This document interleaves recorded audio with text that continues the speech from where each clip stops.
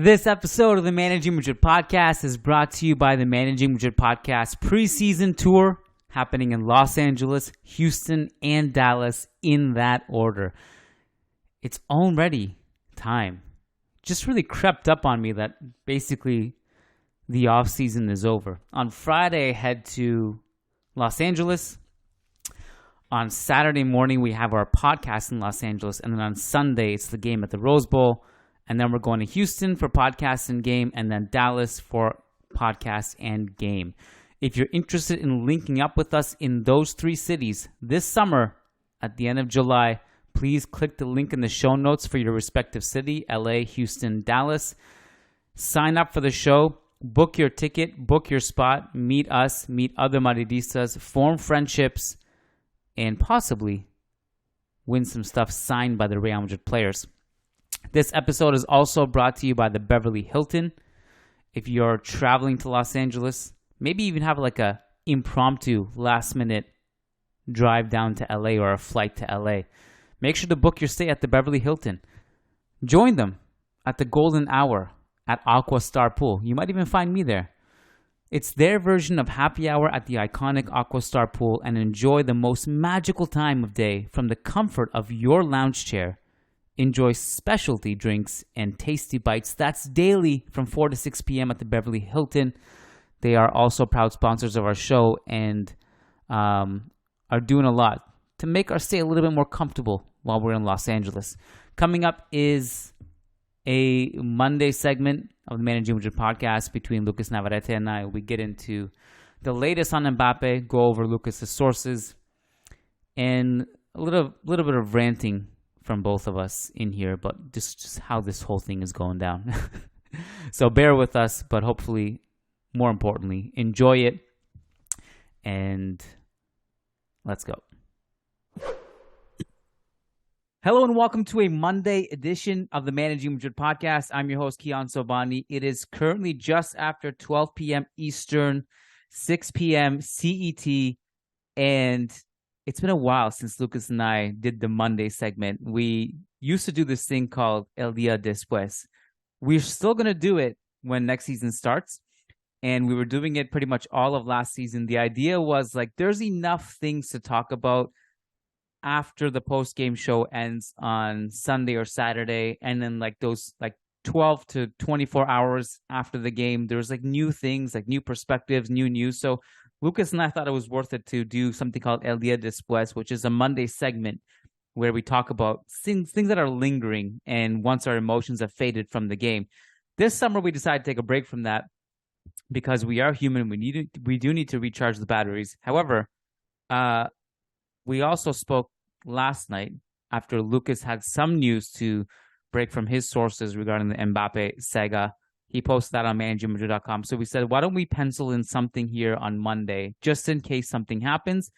To be honest, nothing really happened, but we decided to roll with it anyway and hit record and just verbalize some thoughts. So, long overdue, but welcome to the show, Lucas. How are you? Hey, Kiyan. We're doing fine, thanks. Explain what you heard yesterday from the club regarding the Mbappe potential transfer.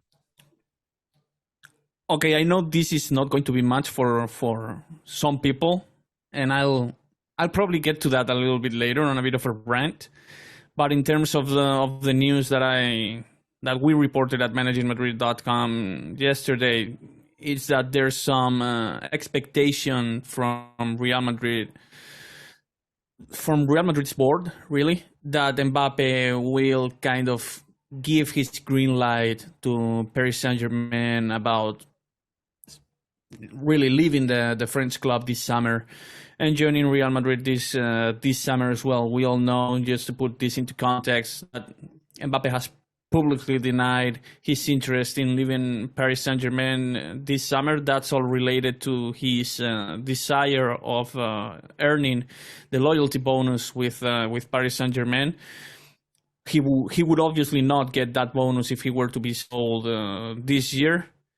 And but apparently Real Madrid seem to believe that Mbappe has come to his senses and has realized that if he actually wants to leave PSG this year, the best he can do is reach some kind of compromise with Paris Saint-Germain about that loyalty bonus and ultimately give his green light instead of refusing any kind of move this year and leaving next summer as a free agent instead.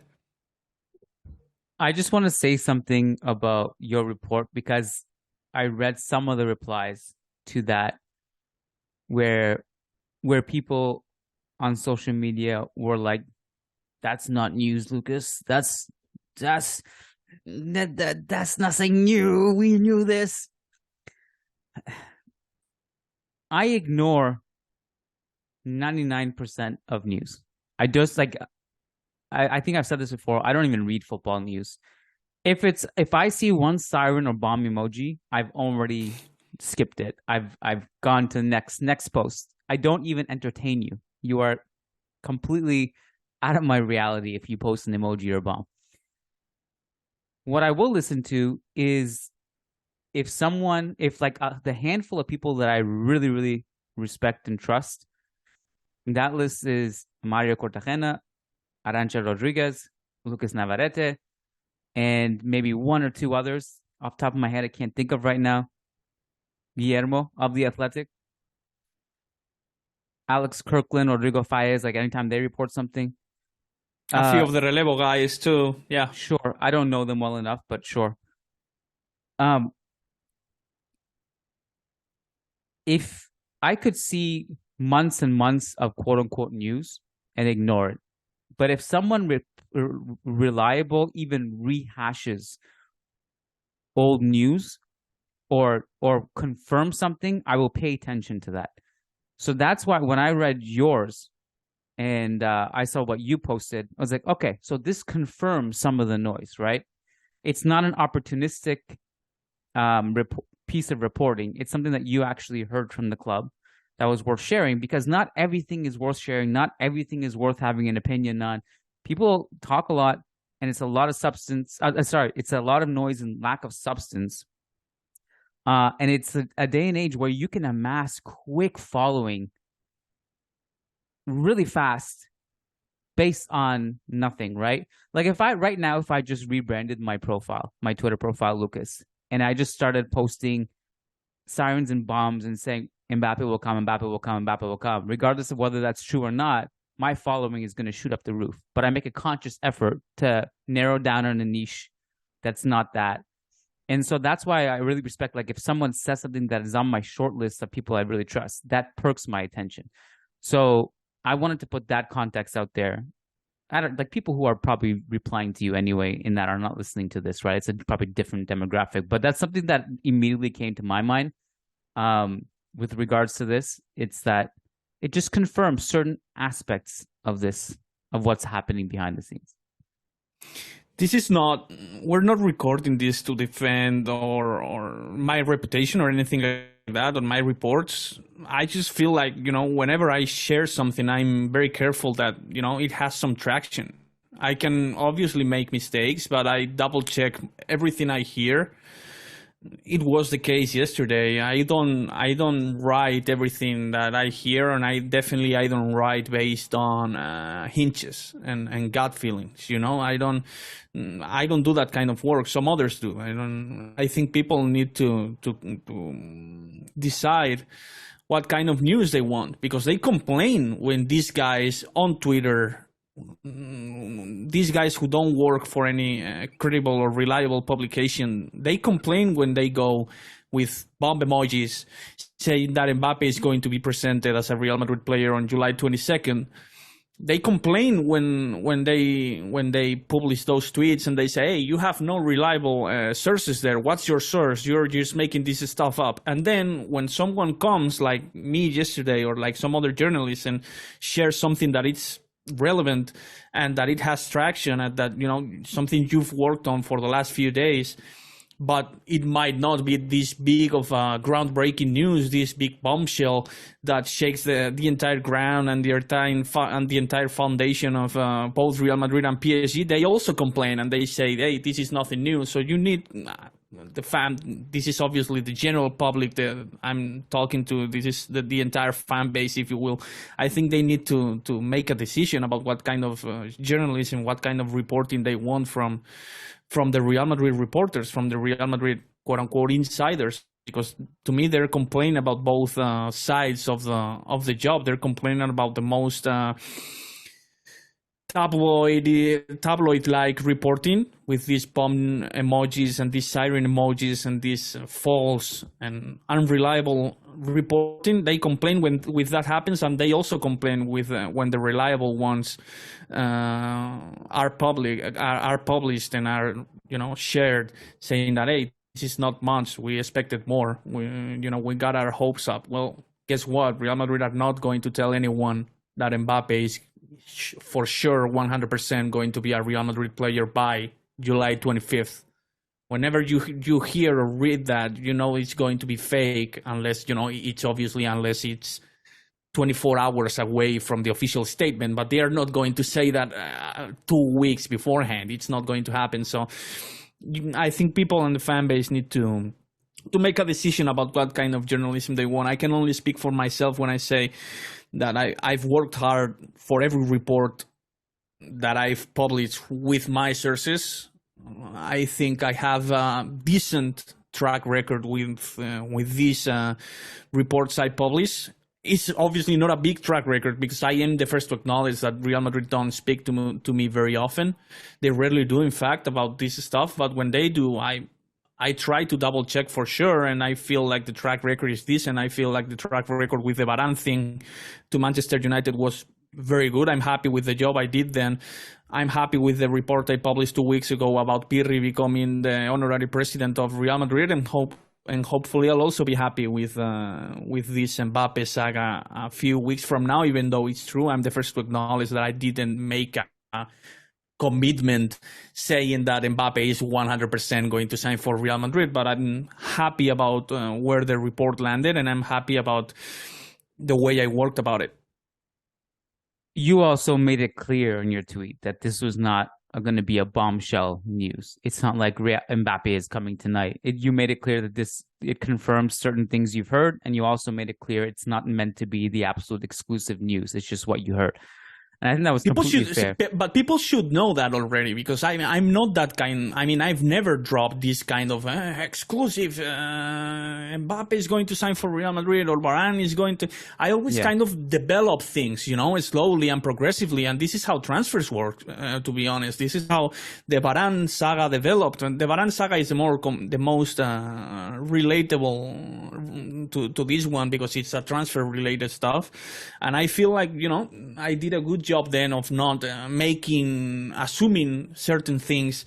I always said that, hey, things can change, but it looks to be heading towards Varane leaving for Manchester United for a price in the range of, this is how football works. There are no such things as certainties in football, and it's the same way with the Mbappe situation now. But yeah, people who read my first tweet and expected a big exclusive and a big Mbappe is going to wear Real Madrid's number 9 by July 25th, and Real Madrid have their jerseys ready in the Adidas store at the Bernabeu, and people who are expecting this kind of report from me, they should probably know better. I'm not this kind of journalist. I don't do that kind of work, mainly because Real Madrid do not tell me that kind of stuff, because I believe they do not tell that kind of stuff to anyone.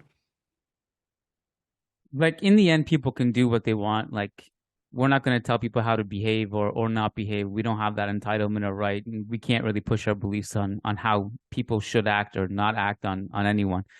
But I've always been really passionate about this subject, because I believe we do need a higher standard of journalism. The way certain questions are being asked, we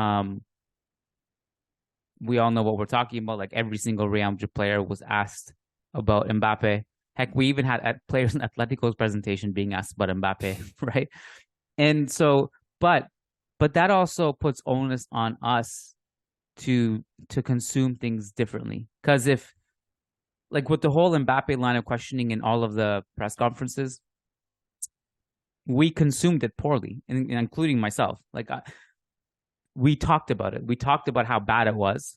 So on one hand, we're at least maybe calling it out, but on the other hand, we're doing exactly what they want, which is to talk about it. And so that got the most clicks. It won the battle of engagement. Whereas like some of the stuff that is, if you want to talk about different things, it just doesn't have that engagement level. So it's also on us to consume it differently. Like, to not interact with everything you see on this matter just because someone said something, or just because, a line of questioning is asked.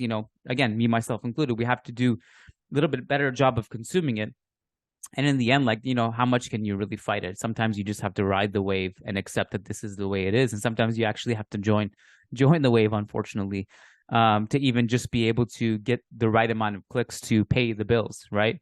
To feed your kids. Like, you have to at least draw people in with some bait. Otherwise, regardless of how much quality you have in your journalism and in your writing and your podcasting and your reporting, it'll all go to waste if it's not clicked on.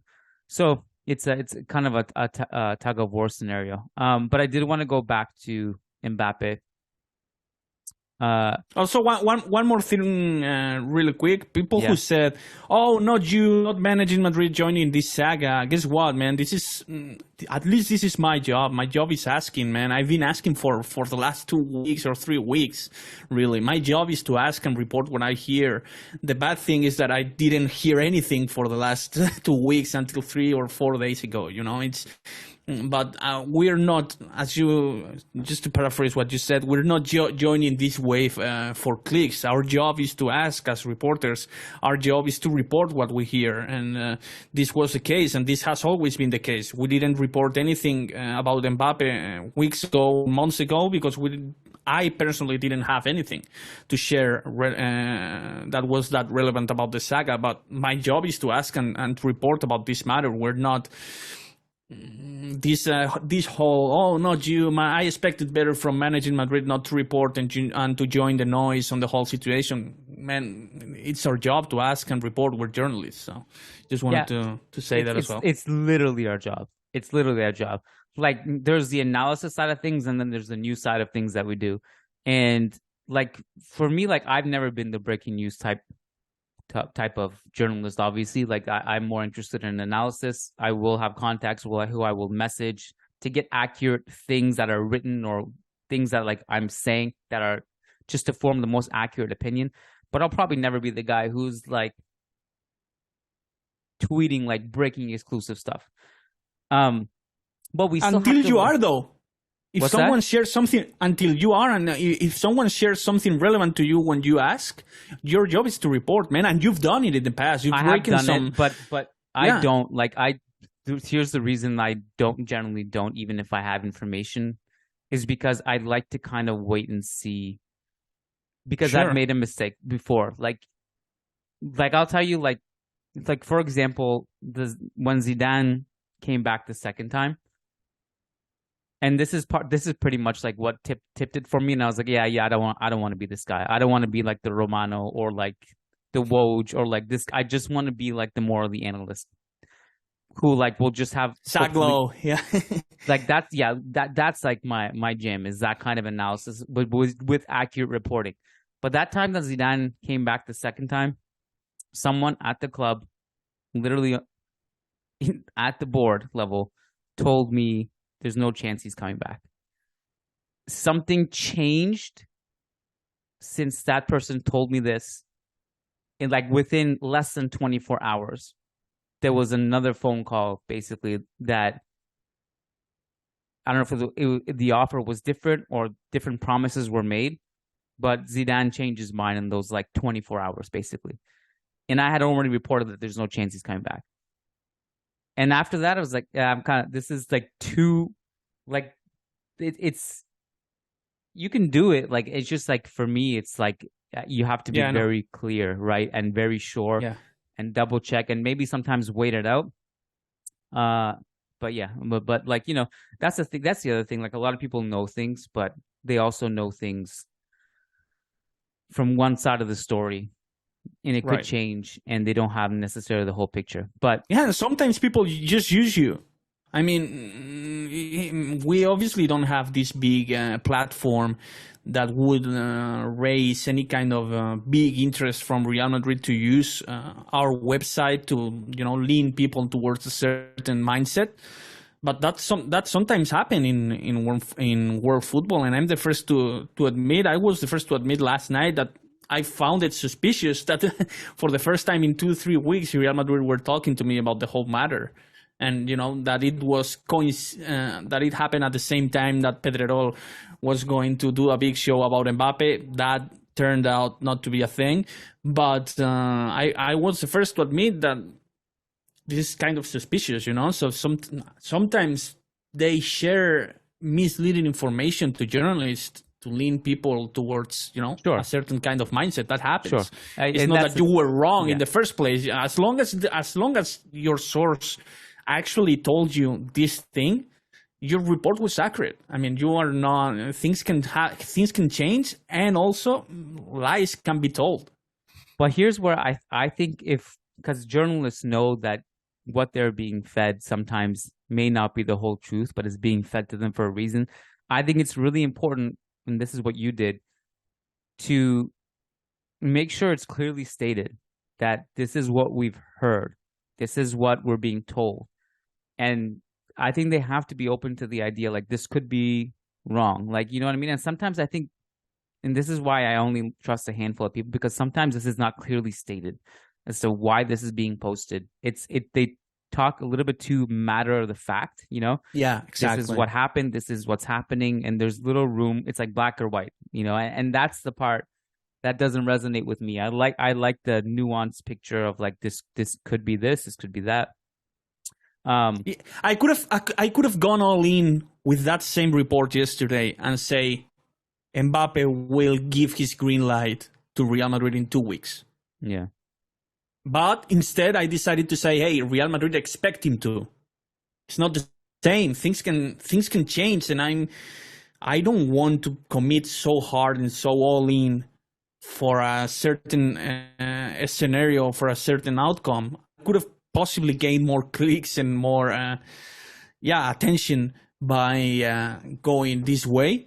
But, that can also damage your reputation if things go wrong. So I decided to go with the expect thing. Anyway, we've talked enough about this whole state of affairs of the journalist of journalism and Real Madrid reporting. Let's touch base on the whole Mbappe thing, if you will. I did want to just say though, like, I think it's funny because there are people who like consume Managing Madrid only in written form and not podcast form. And then there are people who only consume our podcast and not the written form. And I can't tell you, and I find it really funny because like I will get messages on like Instagram, like, because I upload like just like daily life things that I'm doing, whether it's like hiking or working out or whatever. And people will like reply to my stories and be like, man, I respect so much that you're not talking about Mbappe. You're living your life. And like, little do they know I'm literally talking about him every day on the podcast because they don't listen to the podcast. But look, this is the thing. This is where our job comes in. It's that I didn't want to talk about him, but like, I can't be. We have to. I can't like pretend it's not happening and never talk about him. Like it's not.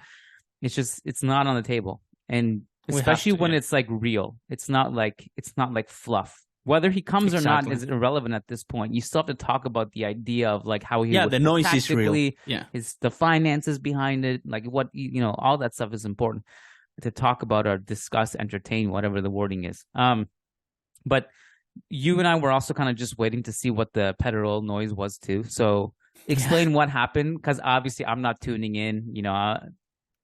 I'm in Canada. Like at that time, I'm probably like having supper with the kids when that show goes on. So I'm not going to tune in. But explain to me what happened. I saw like a clip of like someone of Mbappe driving in a circle. That's all I know. Look, I don't want to criticize someone else's job in the profession after this whole rant we went on. I feel it would be a bit of an hypocrisy service, but I expected to see a little bit of a bigger report from Pedrerol, because he was himself announcing that, hey, something big is coming. I cut my vacation short, so tune in tomorrow 8:30 a.m. I feel like he sold the whole thing a little bit in a bigger way than we did. And yeah, it turned out being pretty much nothing, just a debate about the whole situation. At one point, some users on the chat kind of complained and said, "Hey, you've kind of forced us to be here. We expected a little bit more." And at one point, I don't know if it was him being ironic or anything like that, but he said, "Hey, don't you think it's enough to see Mbappe's car arriving at PSG's training ground?" And it was like, okay, time to turn this off, and he's not going to share anything today for sure. Has there ever been, this is a genuine question, again, this is someone who doesn't watch the show, in part due to time difference, and also I have to prioritize my children, and I will do that happily, not a complaint. The timing, like all that stuff. And even if, honestly, when I'm in Spain, I don't watch it either. I would just there's too many good tapas bars open at that time to be sitting at home watching the show. Because it's on at midnight, I think, right? Is that what time it comes midnight, on? midnight, yeah.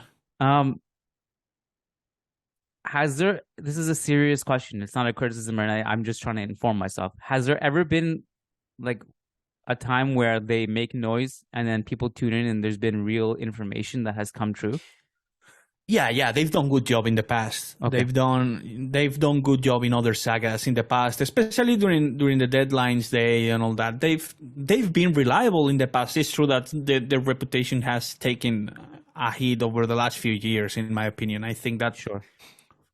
For some reason, I don't know why, I can speak in certainty about what's going on there. I think that the faucet from Real Madrid's information has stopped. I think they don't have the same sources and the same information they previously had about Real Madrid. I don't think they have the same kind of relationship that they once had. So their reputation has definitely taken a hit in that regard. Not only about what they focus on during the show, but also when they actually share some information and some reports. When it comes to Real Madrid, they do good job with Barcelona, I think. Their young reporter Dario, I think is a good and reliable one when it comes to Barcelona. But I think with Real Madrid, they are mostly lost in the middle. I think Real Madrid stopped talking to them for whatever reason. But in the past, for the last 4 or 5 years, they did good work in the past when it came to breaking news and releasing some exclusive stuff. They've been right pretty much once every summer about a big story transfer related. Pedrerol was someone to watch closely for his reports. Now probably not anymore. Yeah. Okay. Listen, Lucas. I'm wondering if there's anything that we want to discuss today. It can be regarding this. It can be regarding something else. I know that we kind of went into this with the understanding that this might be a shorter podcast just to discuss some thoughts that I think we've already accomplished that particular goal. Is there anything else on your mind, whether this Mbappe related or something else related? I want to ask you if you don't find ludicrous that Mbappe wants to cash in on a loyalty bonus while kind of wanting to leave PSG. It goes against my principles, against my basic understanding of how the world operates. I don't get it. It leaves me in complete perplexion. Really, it baffles me, the fact that he seems so determined to cashing in on that loyalty bonus while working on leaving PSG. So correct me if I'm wrong, but the loyalty bonus is if he finishes his current contract, right, at the end of next summer. Right. But some relevant reports. Yeah, some relevant reports were shared about that today by some French media, saying that he will cash in and earn 50% of that loyalty bonus by the end of this month of July. And then the other 50% will be next year. So, yeah. The reason why I think it is fair in this current context for him to demand that is because he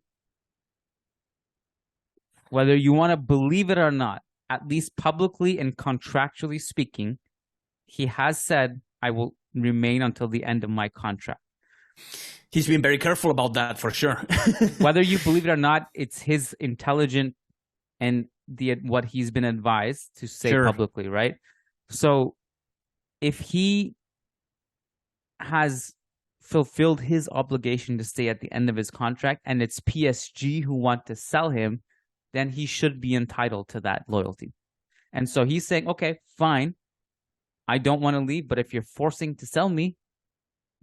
That's a fair point, because on the other hand, he has leverage, because Al-Khelaifi said that Mbappe cannot leave as a free agent next year, and he absolutely can. I mean, it's in his absolute and complete right to leave PSG as a free agent when his contract expires.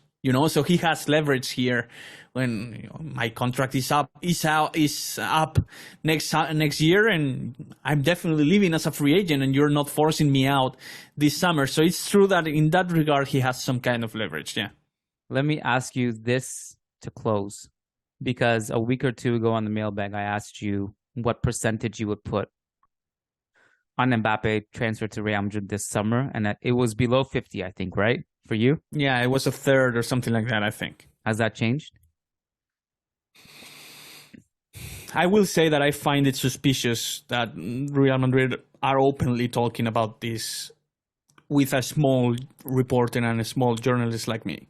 So that single-handedly changed the percentage for me. Yeah, I would probably go up to 2/3 or something like that. But again, it's just because I find it suspicious that this whole transfer saga, they are sharing something to me so openly. I don't know if they're trying to put some pressure on both Mbappe and PSG in this regard. I'm sure that more reports will come from Real Madrid's board for the next few days or so. Not necessarily to me, probably not, but I'm sure that some relevant information will be shared from Real Madrid's sources over the next few days or so, because it seems to me that they are now openly willing to admit that this is something that might happen. I could raise it to 2/3 or something like that, just because I find it extremely suspicious that they, for the first time in like a month, openly talked about the matter to me yesterday. Lucas, don't discredit yourself. The fact that you call yourself a small journalist makes you bigger than so many people who call themselves big journalists. You're humble. I appreciate you. Do great work. Keep it up. Ignore the social media noise.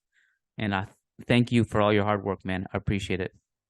Thank you, Kiyan. I appreciate you as well. And I appreciate also the biggest percentage of our listeners and our community, because I realized that this is just I was kind of focusing on a small part and a small percentage of the whole community who were kind of frustrated about the report. I realized that this is not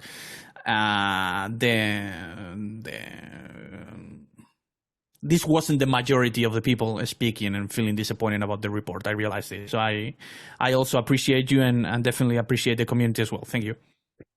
Listeners, thanks for tuning in. We'll do a couple more podcasts this week, probably only on Patreon. So if you want access to those, patreon.com/Managing Madrid, including Lucas and I will do a mailbag this week. Later, if you want to submit your questions through our Discord channel, again, become a patron to make sure not only you're able to ask questions, but also access the podcast itself. And then I think we might have to reshift the podcast to Wednesday.